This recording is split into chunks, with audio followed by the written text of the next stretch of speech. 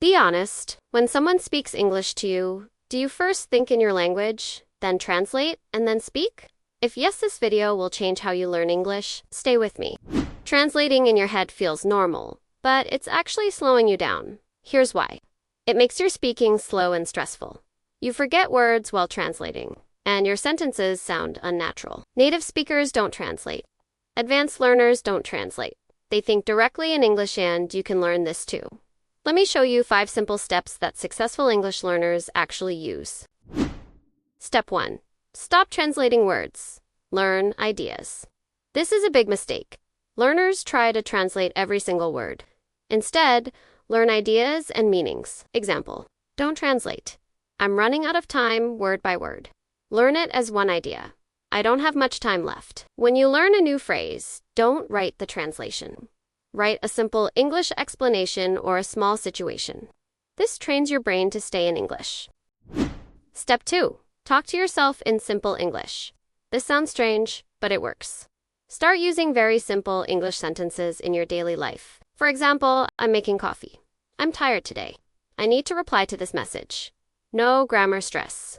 No perfection. If the sentence is simple, your brain won't need translation. Do this every day even. 5 minutes helps.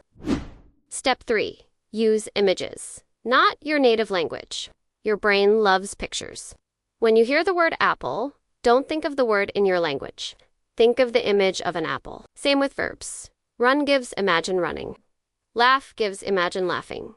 When you learn new vocabulary, close your eyes and see it. Don't translate it. This is how children learn language hand. It's powerful. Step 4. Use ready-made English phrases.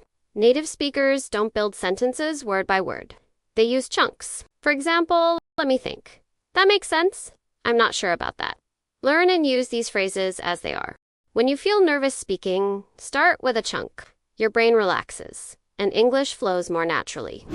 Step 5. Listen more than you translate. Here's a secret. You don't stop translating by speaking more. You stop translating by listening smarter. Listen to short videos, podcasts, conversations, and don't pause to translate. Just ask, do I understand the general meaning? That's enough.